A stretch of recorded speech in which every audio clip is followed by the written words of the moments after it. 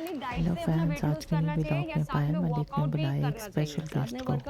Podcast में बताएंगे body building के कुछ फायदे और नुकसान। पायल मलिक ने अपने स्पेशल गेस्ट से पूछा कि क्या बॉडी बिल्डिंग सिर्फ डाइटिंग से बनाई जा सकती है या फिर एक्सरसाइज करके। उन्होंने बताया कुछ ताकत बातें। आइए सुनते हैं कि उनका क्या कहना है। प्लेस है ये मैं जानती हूँ। तो यार कितना लिया, कैसे लिया, वो क्या कड़वा सच है या फिर लिया ही नहीं, या फिर मैंने इंजेक्टेबल लिए या फिर मैंने मेडिसिन से लिया, क्या किया? देखो एक सब इनहैंस। Welcome to family fitness vlog. और आज ये पॉडकास्ट आप मिस मत करिएगा क्योंकि आप भी मेरे तरह उसी रेजोल्यूशन में अटक जाएंगे। आज फिट होंगे, कल फिट होंगे, अच्छा अगले साल तो जरूर फिट हो जाएंगे। नहीं नहीं नहीं, अभी से करना है हमें शुरू। इसलिए आज इस फैमिली फिटनेस व्लॉग में मैं लाई हूँ आपके लिए बहुत ही स्पेशल गेस्ट और साथ ही मेरे साथ फ्रेम में होंगे अरमान्स मलिक फैमिली। चलिए आइए मैं आपको अपने गेस्ट से मिलवा दूं। गरिमा, वेलकम टू आवर व्लॉग। साथ ही आप सभी को बता दूं 8 साल से ज्यादा टाइम हो गया इनको फिटनेस मॉडलिंग करते हुए और बॉडी से तो जाने जाएंगे कि इनसे कोई पंगा ना ही ले। आज हम शेयर करेंगे अपनी फिटनेस इंडस्ट्री के बहुत सारे कड़वे सच। पहले तो हाथ मिला लेते हैं। मैं खुद कहना चाहूंगी I am a big fan of yours. और यहाँ पे जितनी आज हमें लड़कियां देख रही होंगी, लड़के देख रहे होंगे, वो भी यही आपसे कहेंगे कि हम सभी आपके बड़े फैन हैं। और पहले तो आपकी जर्नी जान के कि पहले आपका फिगर कैसा था इस इंडस्ट्री में, फिटनेस इंडस्ट्री जो कितनी कॉम्पिटिटिव है, उसमें आपकी एंट्री कहाँ से हुई? मैंने स्टार्ट किया था, मैं बहुत ज्यादा ओवरवेट थी, मैंने अपना वेट लूज किया है। फिर उसके बाद मैंने अपनी मसल बिल्डिंग स्टार्ट की है। मैं नॉर्मल जिम जाती थी क्योंकि मुझे अच्छा लगता था जाना। फिर धीरे धीरे करके इंटरेस्ट आया जब मुझे अपनी बॉडी में रिजल्ट दिखने लगे कि हाँ भाई ये मसल मेरा अच्छा है। मैं धीरे धीरे काम करती थी। एंड आपने फैट लॉस किया एंड देन गेनिंग पर कब आए? मैंने स्टार्ट किया था जब मैं 86 केजीज की थी। ड्यू टू सम इंजरी मेरा वेट बहुत ज्यादा बढ़ गया था। उसके बाद मैंने 30 केजी लूज किया अराउंड 54 टू 56 पे आने के लिए। मैं बहुत ज्यादा स्लिम हो गई थी। फिर मैंने मसल बिल्डिंग स्टार्ट की तो मैंने 10 केजी और गेन किया। उसके बाद मैंने तो भाई आज का जो पॉडकास्ट है वो बहुत ही ज्यादा मजेदार होने वाला है। तो गरिमा ये बताओ यार कि तुम्हारा फेवरेट बॉडी पार्ट क्या है? मेरा फेवरेट बॉडी पार्ट है बैक। बैक, ऐसा क्यों? क्योंकि बैक एक ऐसा मसल है जिसको डेवलप करने में बहुत टाइम, मेहनत और डिसिप्लिन चाहिए। बैक हर किसी की अच्छी नहीं बन सकती। अच्छी और सेक्सी बॉडी पार्ट बैक ही लगता है किसी की भी पोज हो जाए बैक के। बिल्कुल बिल्कुल। तो भाई ये मेहनत है, देख रहे हो क्या बात है। मुझे लग रहा है सारी हड्डियां ही है ना, मसल है ही। और था कि यार मेरे को भी ऐसी बॉडी बनानी है। पर गरिमा यार सब कुछ कर लिया, पतली भी हो गई, सब कुछ कर लिया, बट ये सी सेक्शन कराने के बाद ये टम्मी क्यों नहीं अंदर जाता? सी सेक्शन कराने के बाद देखो टमी हमेशा निकलता है, बहुत कॉमन है। इसके लिए आप सबसे पहले तो ये देखो कि आप स्ट्रेस बहुत ज्यादा ले रहे हो किसी चीज का। क्योंकि लड़कियों का लोअर टमी निकलने का सबसे बड़ा रीजन होता है, पहला है स्ट्रेस। क्योंकि जैसे आपके हार्मोन्स ऊपर नीचे होंगे आपका लोअर टमी बाहर आएगा। दूसरा, आप पानी का इंटेक कम ले रहे हो। अगर आप पानी कम पीते हो तो आपकी बॉडी ब्लोट होना स्टार्ट हो जाती है। राइट। कोशिश करो कि आप बेल्ट पहन के करो। मैं हमेशा सजेस्ट करती हूँ अपने क्लाइंट्स को जिनकी आफ्टर प्रेगनेंसी है, क्योंकि बेल्ट पहनने से आपका कोर स्नैच रहता है। पेट छोड़ती हूँ, इनका देखती हूँ भाई। वाह, मेरा भी ऐसा ड्रीम है कि ऐसे हो जाएगा।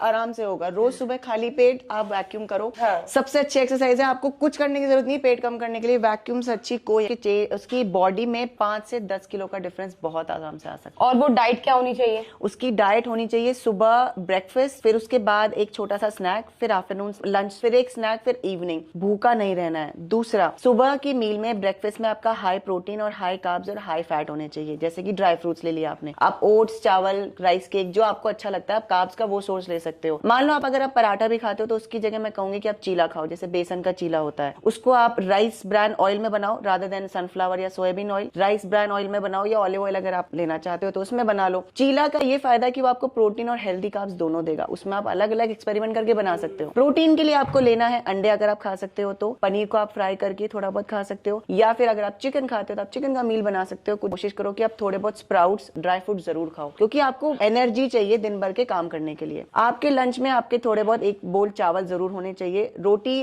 अगर आप 5 खाते हो तो उसको 3 कर दो। चावल, बॉइल्ड व्हाइट राइस ज्यादा खाओ। सब्जी आप अपनी मर्जी से खाओ। कि सैलेड जरूर खाओ। सैलेड सबसे पहले खाओ, खाना बाद में खाओ। डिजर्ट अगर आपको चाहिए तो लंच के बाद खाना है। अगर आपकी डिजर्ट की आदत है तो डिनर में डिजर्ट नहीं खाना है मैक्सिमम। आपके अगर 10 बजे सोने का टाइम है तो उसके 2 घंटे पहले आपका डिनर ओवर हो जाना चाहिए। एक चीज और है कि जैसे हम नॉर्मल किसी डाइटिशियन से डाइट चार्ट लेते हैं, खाली डाइट से अपना वेट लूज करना चाहिए या साथ में वर्कआउट भी करना चाहिए? साथ में वर्कआउट करना चाहिए। अगर आप सिर्फ डाइट से लोगे तो आपकी स्किन लूज हो जाएगी, स्किन लटक जाएगी बॉडी में। लेडीज जो होती है ना वो जिम नहीं जा पाती हैं, वो डाइटिशियन से डाइट चार्ट लेती हैं और उसी से अपना वेट लूज करती हैं। तो उनको क्या सजेस्ट करना चाहोगे कि आपको अगर आप जिम नहीं जा सकते तो आप क्या कर सकते हो? आप घर पे Amazon पे या कहीं पे भी रेजिस्टेंस बैंड्स मिलते हैं और 5 किलो के या 10 किलो के वेट्स ले लो और एक योगा मैट ले लो, बहुत है आपके लिए। आप बेनिफिट होगा आगे जाके, या फिर लगता है कि भाई आज मैं एक अच्छी एथलीट बन गया, मुझे गोल्ड मेडल मिल गया है और मैं महीने के 10-10 लाख रुपए कमा लूं, तो ये क्या कड़वा सच है या फिर बकवास है या फिर क्या? ये कई हद तक सच भी है, क्योंकि जब आप एक बहुत अच्छे प्रोफेशनल एथलीट बन जाते हो, कई सारी ब्रांड्स आपको अप्रोच करती हैं फॉर स्पॉन्सरशिप, क्योंकि आप बाहर खेलने जाओगे, आप इंडिया को रिप्रेजेंट करोगे, पूरा देश आपको देखेगा भाई ये लड़की हमारे देश से गई है। क्योंकि अब मेरा अगला गोल है कि मैं प्रो शो खेलूंगी और एट द एंड मुझे ओलंपिया खेलना है, मुझे ओलंपिया के स्टेज पे चढ़ना है। तो जब इंडिया से एक लड़की जाएगी ओलंपिया स्टेज पे, आज तक मुश्किल से ही कोई लड़की गई है ओलंपिया के स्टेज तक, वो एक लास्ट स्टेज है जिसको जीतने के बाद आपको पूरी दुनिया जानती है। अगर आप वहां जीत गए और चढ़ भी गए तो पूरा देश जानेगा आपको। और एक बात, अगर आप सोचो कि आपने ओलंपिया जीता, उसके बाद आप वापस आ जाते हो और उसके बाद आप बॉडी बिल्डिंग छोड़ देते हो, आप फिट नहीं हो, आप दोबारा मोटे हो जाए, तो क्या तब भी वो इतनी इज्जत करते हैं? नहीं, तब नहीं करेंगे, क्योंकि आप टाइम गुस्सा आता है, बहुत गुस्सा, छोटी छोटी बात है, छोटी छोटी बात पे गुस्सा आता है। कोई अगर आपका बेंच भी उठा के ले जाता है जिम में तो गुस्सा आता है बहुत तेज।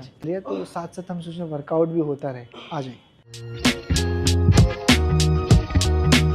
पर उसके ऊपर ब्रीफ केस, सूटकेस, ये सब कपड़े पड़े रहते हैं, तो कोई फायदा नहीं है। वो आपके घर में है, आप उसको यूज नहीं करो। यहाँ लोग तरस रहे हैं भाई एक ट्रेडमिल कहीं घर में हो जाए तो हम कार्डियो कर लें अपना। तो मतलब मेरे साथ क्या है कि मैं, अरमान जी और पायल तीनों, हम तीनों ऐसा है कि 30 दिन में 25 दिन आते ही आते हैं। और मैं ना शादी से पहले जिम नहीं जाती थी, मेरे को आदत इन्होंने डाली, क्योंकि जब मैं पायल का आई थिंक 88 वेट, तो 86 88 से दोबारा मैं 60 किलो पे आई। तो ये सब कुछ जिम की वजह से हुआ है। मैंने आप दोनों का क्यों लगता है ये मुझे आज तक नहीं समझ आया। कोच आपको पूरा डाइट प्लान बना के देगा, आपको पूरा वर्कआउट प्लान बना के देगा, आपको उसको फॉलो भी करना है। आप उसको फॉलो नहीं करोगे तो वो पैसा वेस्ट ही गया ना। कोच आपके पीछे थोड़ी भागेगा पूरे टाइम, वो आपको हटन डंडा थोड़ी करता रहेगा। उसका काम है आपको मोटिवेशन देना, आपको डिसिप्लिन में लाना, आपको प्लान बना के देना, वो फॉलो करना। या आप उसको कोच से चोरी करके आप कुछ भी खा जा रहे हो, वर्कआउट मिस कर जा रहे हो, वो तो पैसा वेस्ट है। तो जहां आप पैसा अपने महंगे महंगे चीजों पे लगाते हो, थोड़ा बहुत पैसा कोच को दो और उसको डिसिप्लिन के साथ फॉलो करो। डाइट पे खर्चा करो, क्योंकि वो एक इन्वेस्टमेंट है आपके अंदर, आपको लॉन्ग लाइफ देगा। आप अच्छी डाइट लो, आप